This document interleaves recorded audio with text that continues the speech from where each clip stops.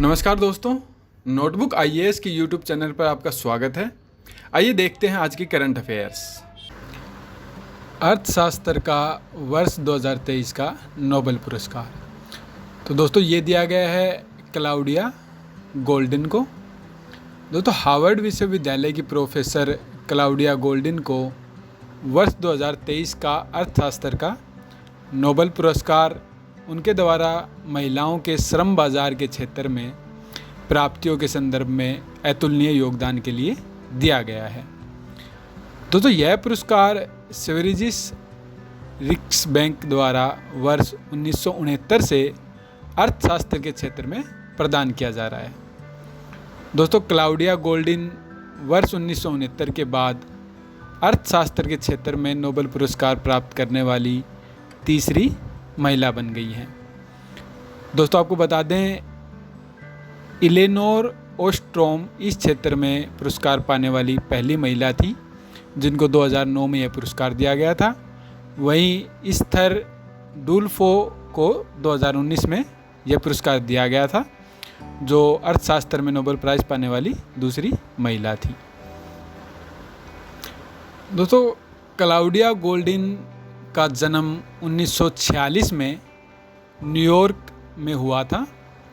उनका कार्य क्षेत्र विवाह, शिक्षा तथा खासकर श्रम बाजार में लिंग भेद को लेकर है। दोस्तों उनका शोध क्षेत्र विशेषकर अमेरिका पर है, लेकिन श्रम बाजार में बहुत देशों में हो रहे परिवर्तन के संदर्भ में भी उनका शोध क्षेत्र रहा है। दोस्तों अर्थशास्त्र के क्षेत्र में नोबेल पुरस्कार की बात करें तो इसकी स्थापना 1895 में नहीं की गई थी। इसकी स्थापना स्वीडिश केंद्रीय बैंक ने अल्फ्रेड नोबेल के याद में वर्ष 1969 में किया था। दोस्तों आपको बता दें, अभी तक 2 भारतीय या भारतीय मूल के व्यक्तियों को यह अर्थशास्त्र में नोबेल पुरस्कार मिल चुका है, जो 1998 में प्रोफेसर अमर्त्य सेन को दिया गया था। वहीं 2019 में भारतीय मूल के प्रोफेसर अभिजीत बनर्जी को यह पुरस्कार प्रदान हुआ था। दोस्तों देखते हैं दूसरी खबर, ऊर्जा क्षेत्र में सहयोग पर समझौता। तो दोस्तों भारत और सऊदी अरब ने ऊर्जा क्षेत्र में सहमति पत्र यानी MOU पर हस्ताक्षर किए हैं। दोस्तों यह समझौता नवीनीकरण ऊर्जा, ऊर्जा बचत, हाइड्रोजन, पेट्रोलियम, प्राकृतिक गैस, पेट्रोलियम के रणनीतिक भंडारण और ऊर्जा सुरक्षा के क्षेत्र में किया गया है। दोस्तों यह समझौता चक्रीय अर्थव्यवस्था के द्वारा जलवायु परिवर्तन को भी टैकल करेगा, जो कि उन तकनीकों का विकास करेगा जो कार्बन को इकट्ठा और भंडारण करते हैं। दोस्तों व्यापक परमाणु प्रशिक्षण प्रतिबंध संधि CTBT। तो दोस्तों यह चर्चा में क्यों है? दोस्तों हाल ही में रूस ने CTBT समझौते से बाहर निकलने की संभावना व्यक्त की है। साथ ही वह पुनः परमाणु प्रशिक्षण चालू कर सकता है। दोस्तों इस संधि के बारे में थोड़ा जान लेते हैं। यह एक वैश्विक संधि है जो 1996 में संयुक्त राष्ट्र संघ द्वारा ग्रहण किया गया। वहीं यह समझौता उन सभी प्रकार के प्रशिक्षणों को प्रतिबंधित करता है जो चाहे सैन्य प्रयोग के लिए हों या शांति प्रयोग के। दोस्तों यह समझौता शीत युद्ध के दौरान अमेरिका और सोवियत संघ द्वारा परमाणु प्रशिक्षण की होड़ पर रोक लगाना इसका उद्देश्य था, जो मूलतः 1945 से 1996 तक चला था। चूंकि भारत, पाकिस्तान और उत्तरी कोरिया इस समझौते के बाद भी परमाणु परीक्षण किए हैं। दोस्तों यदि हम परमाणु प्रशिक्षण के इतिहास में जाएं तो भारत CTBT से पहले 18 मई 1974 को पोखरण में अपना पहला परमाणु प्रशिक्षण किया था, जिसे स्माइलिंग बुद्धा नाम दिया गया था।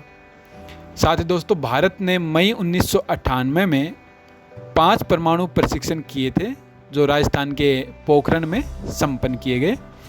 भारत अपने आप को उसके बाद परमाणु शक्ति संपन्न राष्ट्र घोषित किया था। तत्कालीन प्रधानमंत्री श्री अटल बिहारी वाजपेयी ने इस प्रशिक्षण के बाद वैश्विक जगत में शांति बनाए रखने एवं इसके गलत प्रयोग न करने के लिए नो फर्स्ट यूज पॉलिसी, जिसका मतलब पहले प्रयोग ना करने की नीति की भी घोषणा की थी। देखते हैं दोस्तों अगली खबर। एशियाई जंगली कुत्ते और शेर की एक साथ मौजूदगी। तो दोस्तों यह मौजूदगी देखी गई है मानस राष्ट्रीय उद्यान में। ये चर्चा में क्यों है दोस्तों? अभी हाल ही में एक अध्ययन में यह पाया गया है कि असम के मानस राष्ट्रीय उद्यान में एशियाई जंगली कुत्ते और बाघ की मौजूदगी एक साथ देखी गई है। दोस्तों आपको बता दें, मानस राष्ट्रीय उद्यान मानस नदी के किनारे पर स्थित है, जो ब्रह्मपुत्र नदी के प्रमुख सहायक नदी रही है। इस राष्ट्रीय उद्यान की स्थापना 1990 में की गई थी। दोस्तों इस उद्यान का नाम मानस नदी के नाम पर किया गया है। और दोस्तों बता दें, मानस नाम सर्पों की देवी मनसा के नाम पर रखा गया है। इस क्षेत्र में एशियाई कुत्ते और बाघ साथ साथ रहने से यह सिद्ध होता है कि दोनों में एक सकारात्मक संबंध है। वहीं दोस्तों एशियाई कुत्तों का IUCN के संकट प्राय सूची में भी इनको शामिल किया गया है। साथ ही ये भारत के उष्णकटिबंधीय जंगली क्षेत्रों में ही पाए जाते हैं। दोस्तों अगली खबर, नदी जोड़ो परियोजना केन और बेतवा। दोस्तों चर्चा में क्यों है?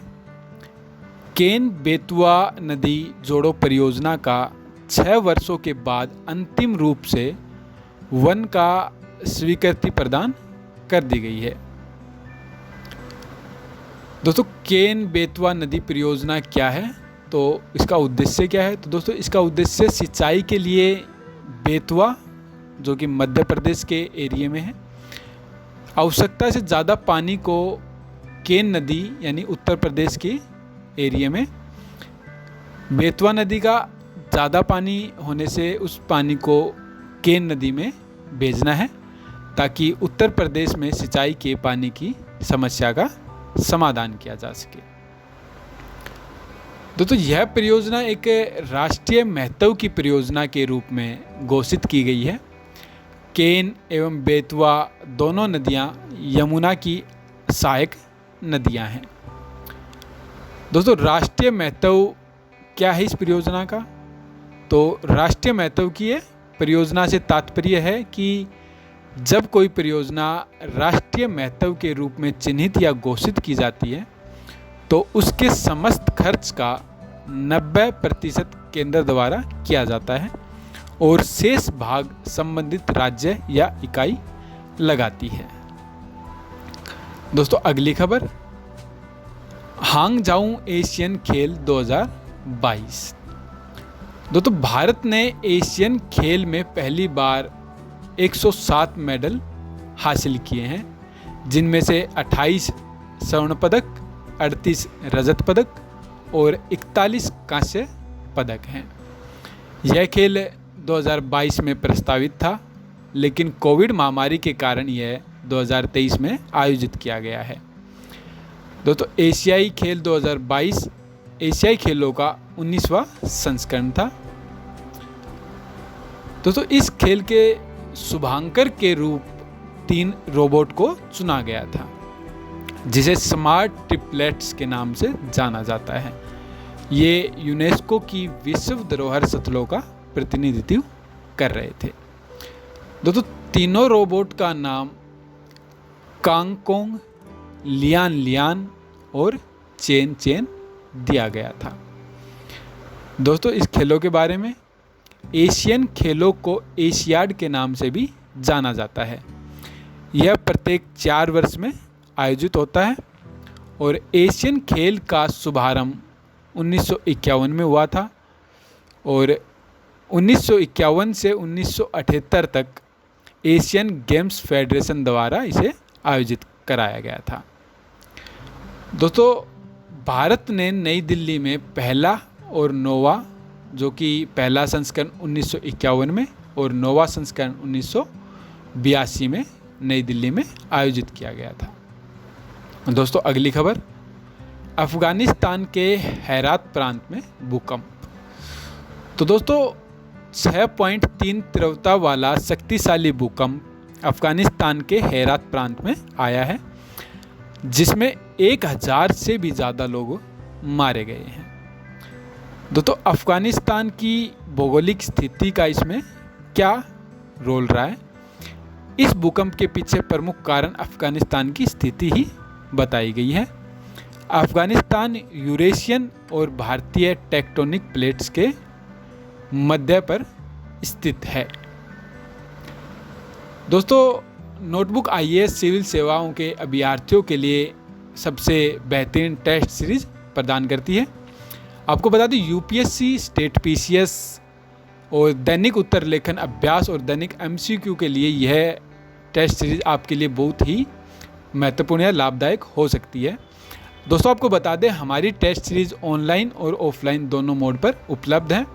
इसे पाने के लिए आप हमारे नोटबुक आईएएस की ऐप भी डाउनलोड कर सकते हैं, या फिर आप हमें डायरेक्ट संपर्क कर सकते हैं मोबाइल नंबर्स पर। दोस्तों, आज की वीडियो में बस इतना ही। हमसे जुड़े रहने के लिए चैनल को सब्सक्राइब कीजिए, वीडियो को लाइक कीजिए।